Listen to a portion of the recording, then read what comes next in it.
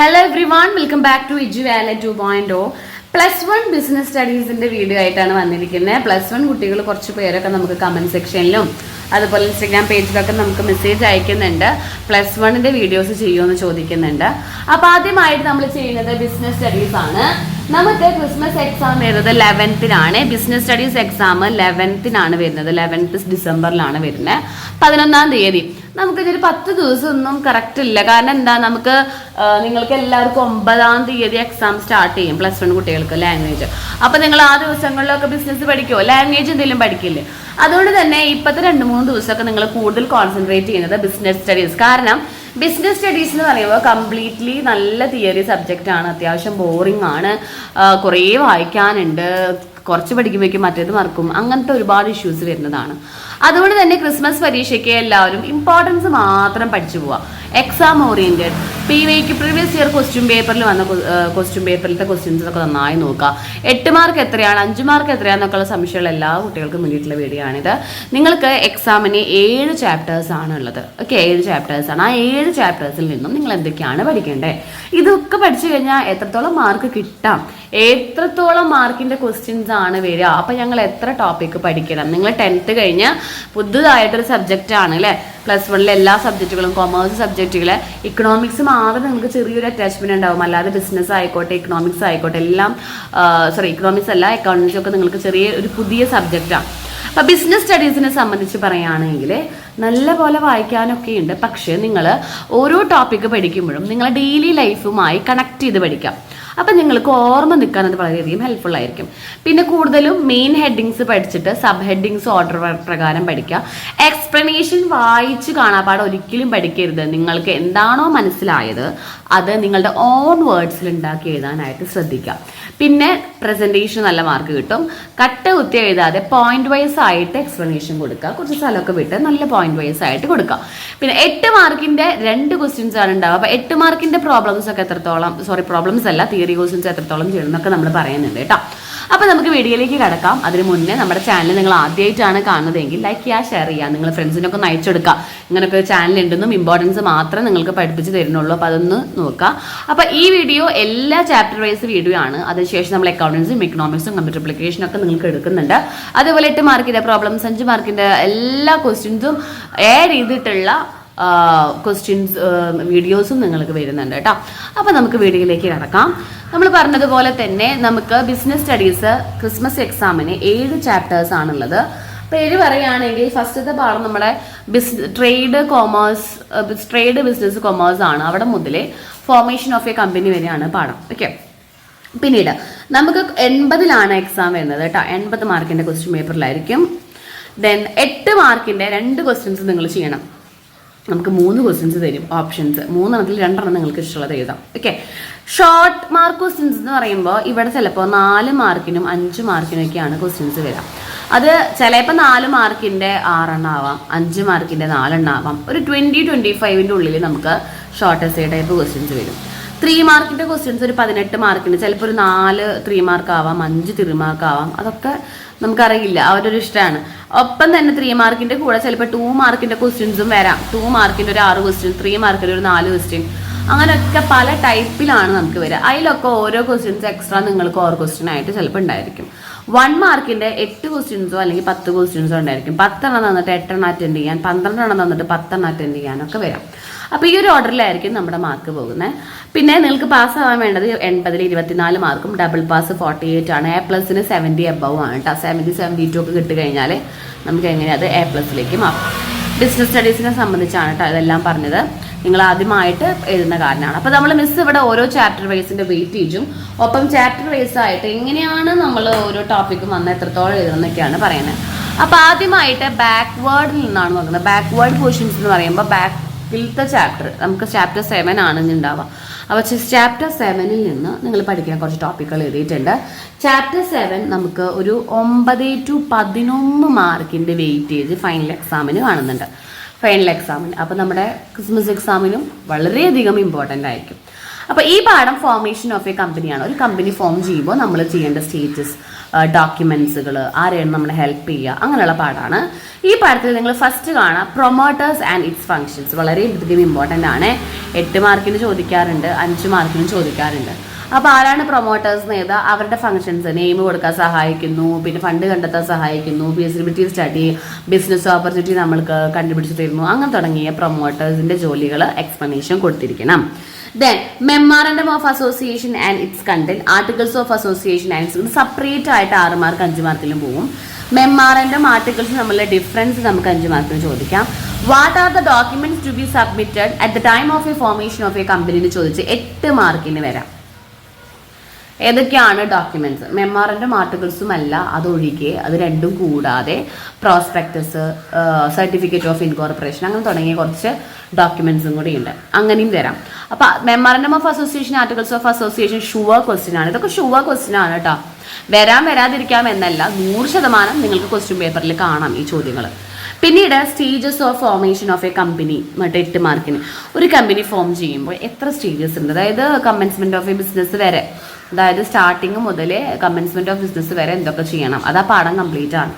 ഇങ്ങനെയൊക്കെ നമുക്ക് എക്സാമിന് ക്വസ്റ്റ്യൻ ചോദിക്കാം. അപ്പോൾ മെയിൻ ആയിട്ട് ഈ ടോപ്പിക്കുകൾ എത്രയും വേഗം പഠിക്കാനായിട്ട് ശ്രദ്ധിക്കാം. ഓക്കെ, നല്ല വെയിറ്റേജ് ഉള്ള നല്ല ഇമ്പോർട്ടൻ്റ് ആയ ചാപ്റ്റർ ആണ് കേട്ടോ. നെക്സ്റ്റ് ചാപ്റ്ററിലേക്ക് അടക്കം. Chapter 6 social responsibility towards business organisation എന്ന് പറഞ്ഞ പാഠമാണ്. ഇവിടെ സൊസൈറ്റിയുമായി നമ്മളെ ബിസിനസ്സിനുള്ള കുറച്ച് കമ്മിറ്റ്മെൻറ്റുകൾ, എത്തിക്സ്, മോറൽ വാല്യൂസ് എന്നൊക്കെ വേണമെങ്കിൽ പറയാം, ആ ഒരു ചാപ്റ്ററാണ്. നമുക്കിവിടെ ഒരു 8 മാർക്കിൻ്റെ വെയിറ്റേജ് ആണ് കാണുന്നത് ക്രിസ്മസ് എക്സാമിന്. 6 മാർക്കൊക്കെയാണ് നമുക്ക് ഫൈനൽ എക്സാമിന് വരാറ്. അപ്പോൾ സോഷ്യൽ റെസ്പോൺസിബിലിറ്റിയിൽ നമ്മൾ ആർഗ്യുമെന്റ്സ് ടുവേർഡ് സോഷ്യൽ റെസ്പോൺസിബിലിറ്റി എന്ന് പറഞ്ഞ ടോപ്പിക് ഉണ്ട്, അത് പഠിച്ചിരിക്കണം. 4 മാർക്കിന് ഷുവർ ക്വസ്റ്റ്യൻ ആണ്. പിന്നെ what are the various interested groups of towards business organisation. നമുക്ക് ബിസിനസ്സുകാർക്ക് ഏതൊക്കെ ഗ്രൂപ്പ് ഓഫ് പീപ്പിൾസിനോട് നമുക്ക് കമ്മിറ്റ്മെന്റ് ഉണ്ട്? 4 മാർക്കിന്. അതിലൊരുപാട് പേരുണ്ട്. എംപ്ലോയീസ്, ഗവൺമെന്റ് ആൻഡ് എന്താ പറയുക, സപ്ലയേഴ്സ്, റിസർച്ചേഴ്സ് എന്നൊക്കെ പറഞ്ഞ കുറേ വേരിയസ് ഗ്രൂപ്പ്, കസ്റ്റമേഴ്സ് എന്നൊക്കെ പറഞ്ഞിട്ട് അവരോടാണ്. അതൊക്കെ എക്സ്പ്ലനേഷൻ കൊടുക്കണം. ടൈപ്സ് ഓഫ് പൊല്യൂഷൻ നമുക്ക് വരാറുണ്ട് 4 മാർക്കിന്. എത്തിക്സും അതിൻ്റെ ഫീച്ചേഴ്സും ഒക്കെ പോയിട്ട് നമുക്കൊരു 4 മാർക്കിന് വരാറുണ്ട്. ഇതിൽ ഏതെങ്കിലും ഒരു 2 ക്വസ്റ്റ്യൻസ് ഒക്കെയാണ് നമുക്ക് എക്സാമിന് വന്ന് കണ്ടിട്ടുള്ളൂ കേട്ടോ. അത്ര വലിയ ഇമ്പോർട്ടൻ്റ് അല്ല എങ്കിലും ഈ ടോപ്പിക്കുകൾ പഠിക്കാം. ദെൻ പിന്നീട് 5th ചാപ്റ്ററിലേക്ക് കടത്ത എമേർജിംഗ് മോഡ്സ് ഓഫ് ബിസിനസ്. ഇത് നമുക്കൊരു 6 മാർക്കിൻ്റെ വെയിറ്റേജ് ആണ് കാണുന്നത് എമേർജിംഗ് മോഡ്സിൽ. ഇവിടെ എന്താ പറയുക, നമുക്ക് കഴിഞ്ഞ വർഷം ഈ ചാപ്റ്ററിൽ നിന്ന് കുറച്ച് പോർഷൻസ് ഒക്കെ സ്കിപ്പിംഗ് ആയിരുന്നു. ഔട്ട്സോഴ്സിംഗ് പറഞ്ഞ ഭാഗം കഴിഞ്ഞ വർഷത്തിൽ ഫൈനൽ എക്സാമിന് ഉണ്ടായിരുന്നില്ല. അതുകൊണ്ട് തന്നെ മിസ്സൊന്നും എന്തായാലും ഉൾപ്പെടുത്തിയിട്ടില്ല. മേ ബി നിങ്ങൾക്ക് ഉണ്ടാവാം. പക്ഷെ അതിൽ വളരെയധികം ഇമ്പോർട്ടൻ്റ് ആയ വേറെ കുറച്ച് ടോപ്പിക്കുകൾ പഠിക്കാനുള്ളത്. First one, what are the scope of E business. ഈ ബിസിനസിൻ്റെ സ്കോപ്പ് B2B, B2C, C2C, ഇൻട്രാബി എന്നൊക്കെ പറഞ്ഞിട്ടുണ്ട്. അത് എന്തായാലും ഷുവർ ക്വസ്റ്റ്യൻ ആണ്. പിന്നീട് ഈ ബിസിനസ് എന്ന് വെച്ചാൽ എന്താണ്, അതിൻ്റെ ബെനിഫിറ്റ് എന്താണ്, 4 മാർക്കിന് ചോദിക്കാറുണ്ട്. Electronic business, carried out transaction between electronically using any devices like laptop or mobile phone. അല്ലേ, നമ്മൾ ഓൺലൈനായി ബിസിനസ് നടത്തുന്നതൊക്കെ ഈ ബിസിനസ്സിൽ പെടും. ദെൻ ട്രഡീഷണൽ ആൻഡ് ഈ ബിസിനസ്സിൻ്റെ ഡിഫറൻസ് പഠിക്കണം. അത് അത്യാവശ്യം വലിയൊരു പേജ് നിറയെ ഉണ്ട്. നമുക്കതൊരു 6 മാർക്ക് 5 പോയിന്റ് ഒക്കെ പഠിച്ചാൽ മതിയാവും. 5 മാർക്കിനെ മാക്സിമം വരാറുള്ളൂ. ദെൻ അതിലുള്ള വേറൊരു ക്വസ്റ്റ്യൻ ആണ് ഓൺലൈൻ പേയ്മെൻറ്റ് മെത്തേഡ്സ്. നമ്മൾ ഓൺലൈനായിട്ട് ബിസിനസ് നടത്തി കഴിഞ്ഞാൽ നമുക്ക് ഏതൊക്കെ രീതിയിൽ പേയ്മെൻറ്റ് നടത്താം? Debit card, credit card, cash on delivery, check, net bank transfer, അങ്ങനെയൊക്കെ തുടങ്ങിയിട്ടുള്ള കുറച്ച് online payment methods. Okay, then chapter 4 എന്ന് പറഞ്ഞാൽ ബിസിനസ് സർവീസസ് ആണ്. ആദ്യം പറയാം, ഇവിടെ 14 മാർക്കിൻ്റെ വെയിറ്റേജ് ഉള്ള ചാപ്റ്ററാണത്. 14 മാർക്ക് എന്ന് പറയുമ്പോൾ ഒരു ക്വസ്റ്റ്യൻ പേപ്പർ എടുത്തു കഴിഞ്ഞാൽ നമുക്കതിൽ 14 എന്നുള്ളത് ചിലപ്പോൾ 18 ആയിട്ടും ക്വസ്റ്റ്യൻസ് കാണാറുണ്ട്. അപ്പോൾ വളരെയധികം ഇമ്പോർട്ടൻ്റ് ആയ പാഠമാണ് ചാപ്റ്റർ 4. അപ്പോൾ നിങ്ങൾ ഏത് പാഠം പഠിക്കുന്നേക്കാൾ മുന്നേ chapter 4 and chapter 2 and chapter 7 ആ ഓർഡറിൽ മിസ് ലാസ്റ്റ് പറയാം. അപ്പോൾ ഈ ചാപ്റ്റർ 4 എന്ന് പറഞ്ഞ പാഠത്തിൽ, ബിസിനസ് സർവീസ് എന്ന് പറഞ്ഞ പാഠത്തിൽ നിങ്ങൾ പഠിക്കേണ്ട മെയിൻ ടോപ്പിക്കുകൾ മാത്രമേ ഇതിൽ എഴുതിയിട്ടുള്ളൂ. ഇതല്ലാതെ ഒരുപാട് ടോപ്പിക്കുകൾ നിങ്ങൾക്ക് അതിൽ കാണാം. ആദ്യമായിട്ട് കൊമേഴ്ഷ്യൽ ബാങ്കിൻ്റെ ഫങ്ഷൻസ് പഠിക്കണം. 8 മാർക്കിന് ചോദിക്കാവുന്ന ഒരു എസ്സേ ക്വസ്റ്റ്യൻ ആണ്. പ്രിൻസിപ്പിൾസ് ഓഫ് ഇൻഷുറൻസ് 8 മാർക്കിന് ചോദിക്കാവുന്ന എസ്സേ ക്വസ്റ്റ്യൻ ആണ്. അപ്പോൾ 8 മാർക്കിലേക്ക് ഇതിൽ നമുക്ക് പ്രിൻസിപ്പിൾസ് ഓഫ് ഇൻഷുറൻസ് 5-6 പോയിന്റ് ഉള്ളൂ.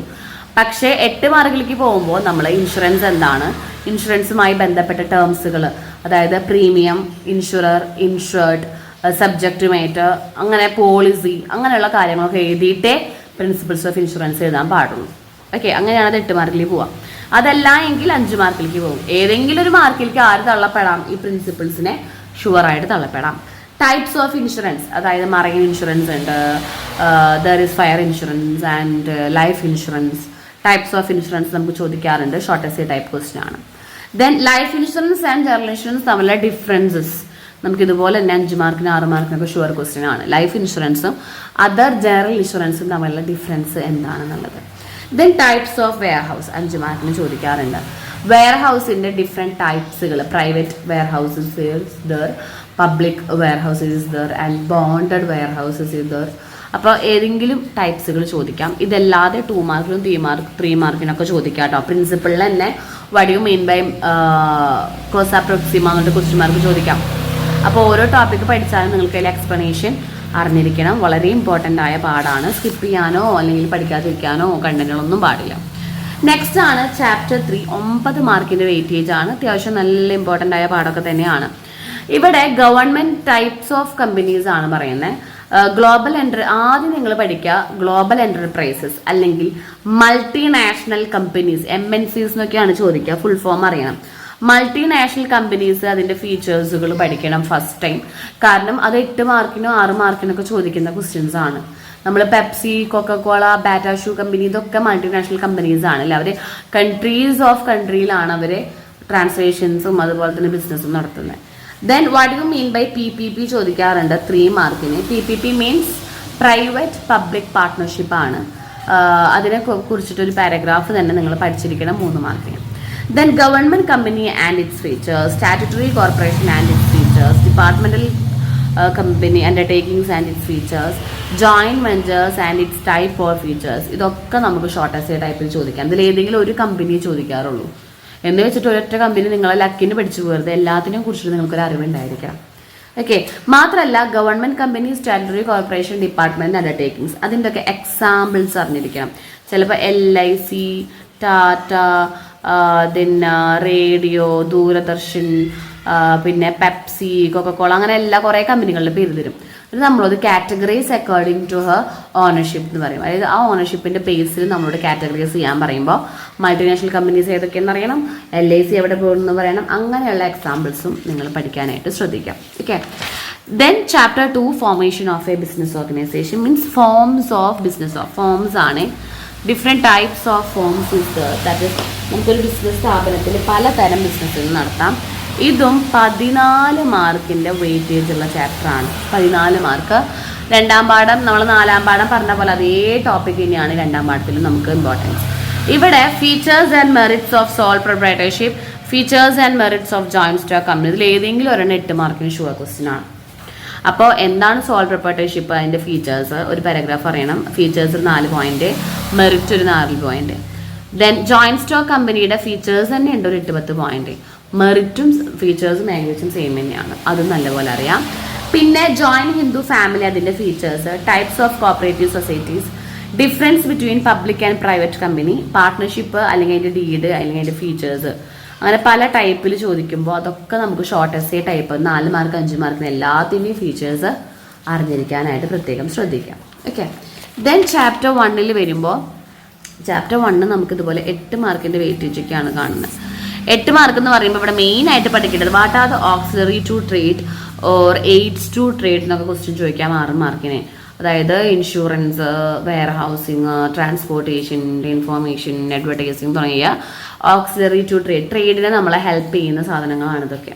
വിത്ത് എക്സ്പ്ലനേഷൻ, അതായത് ടൈമിനെ റിമൂവ് ചെയ്യുന്ന ഹിൻഡ്രൻസ് ഓഫ് ടൈം റിമൂവ് ചെയ്യുന്നത് ആരാണ്? വെയർ ഹൗസിങ് ആണ്. അങ്ങനെ തുടങ്ങിയിട്ടുള്ള കാര്യങ്ങൾ അറിയണം. Business risk and its causes of business risk, classification of trade, may be അത് ക്രിസ്മസ് എക്സാമിന് ചോദിക്കാൻ ചാൻസ് ഇല്ല 8 മാർക്കിന്, ഓണപരീക്ഷയ്ക്കൊക്കെ ചോദിക്കാൻ ചാൻസ് ഉണ്ട്, ഫൈനൽ എക്സാമിനും കാണാറില്ല 8 മാർക്കിന്. ക്ലാസിഫിക്കേഷൻ അറിഞ്ഞിരിക്കാം. Then economic and non economic activities ഏതൊക്കെയാണെന്ന് അറിഞ്ഞിരിക്കാം. പ്രൈമറി, സെക്കൻഡറി, ടെർഷ്യറി ആക്ടിവിറ്റീസ് ഏതൊക്കെയാണെന്ന് അറിഞ്ഞിരിക്കാം. ഫോർ എക്സാമ്പിൾ ഒക്കെയാണ് നിങ്ങൾ പഠിക്കേണ്ടത് കേട്ടോ. അപ്പം അങ്ങനെ തുടങ്ങി 1ാം പാഠത്തിലും അത്യാവശ്യം ടോപ്പിക്കുകൾ. അപ്പം നമ്മൾ നോക്കുകയാണെങ്കിൽ എല്ലാ പാഠം വെച്ച് നോക്കുകയാണെങ്കിൽ നിങ്ങൾ ഫസ്റ്റ് പഠിക്കേണ്ട 2 chapters, then chapter 2 and chapter 4. ഇത് രണ്ടുമാണ് 12 മാർക്കിന് മുകളിലുള്ള വെയിറ്റേജ്. പിന്നീട് നിങ്ങൾ പഠിക്കേണ്ടത് ചാപ്റ്റർ 7 ആണ്. അതിനുശേഷം നിങ്ങൾ പഠിക്കേണ്ട പാഠം ചാപ്റ്റർ 6, 2, 4, 7, 6. ആദ്യം നിങ്ങൾ ഈ ഓർഡറിലാണ് പഠിക്കേണ്ടത്. പിന്നീട് നിങ്ങൾ 3rd ചാപ്റ്ററിലേക്ക് വരാം, 5th ചാപ്റ്ററിൽ വരാം, 1st ചാപ്റ്ററിലേക്ക് പോവാം. ഇവിടെ 1st ചാപ്റ്ററിൽ ലാസ്റ്റ് എഴുതാൻ കാരണം ഓണപരീക്ഷ ചില സ്കൂളുകളിൽ നടന്നത് കൊണ്ട് മാത്രമാണ്. അല്ലെങ്കിൽ 1ാമത്തെ ചാപ്റ്റർ ഇതിൻ്റെ ഇടയിലേക്ക് പോകട്ടെ ഫസ്റ്റിൽ, കാരണം അത് നന്നായി വെയിറ്റേജുള്ള പാഠമാണ്. അപ്പം 2ാം പാഠം, 4ാം പാഠം, 7ാം പാഠം, ഈ 3 ചാപ്റ്റേഴ്സ് പഠിച്ചാൽ തന്നെ നിങ്ങൾക്ക് ഡബിൾ പാസിൻ്റെ അടുത്തേക്ക് ഒരു 30 മാർക്സൊക്കെ എങ്ങനെ നിങ്ങൾക്ക് കിട്ടും.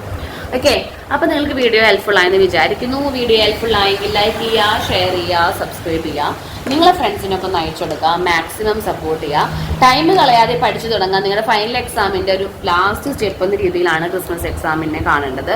അത്യാവശ്യം പോർഷൻസ് ഇപ്പം തന്നെ പഠിച്ചു തുടങ്ങിയാൽ ക്രിസ്മസ് പരീക്ഷയും കഴിഞ്ഞ് പ്രാക്ടിക്കൽസ് അല്ല, ക്രിസ്മസ് പരീക്ഷ കഴിഞ്ഞ് നിങ്ങൾ പിന്നീട് ക്ലാസ്സൊക്കെ തുടങ്ങി ഫൈനൽ എക്സാമിന് പഠിക്കുമ്പോൾ ചെറിയൊരു ഓർമ്മ അവിടെ ഉണ്ട്. അപ്പോൾ നിങ്ങൾക്ക് പഠിക്കാനായിട്ട് നിങ്ങളത് വളരെയധികം ഹെൽപ്ഫുൾ ആയിരിക്കും. ഓക്കെ ഡിയർ സ്റ്റുഡൻസ്, അപ്പോൾ നിങ്ങൾ എന്തായാലും സബ്സ്ക്രൈബ് ചെയ്യാൻ മറക്കരുത്, മാക്സിമം സപ്പോർട്ട് ചെയ്യാൻ. നിങ്ങൾക്ക് വേണ്ടിയിട്ടുള്ള ക്രിസ്മസ് പരീക്ഷ സ്പെഷ്യൽ വീഡിയോസ് എല്ലാം തയ്യാറായിരിക്കുകയാണ്. Okay dear student, thank you so much for your watching. Thank U.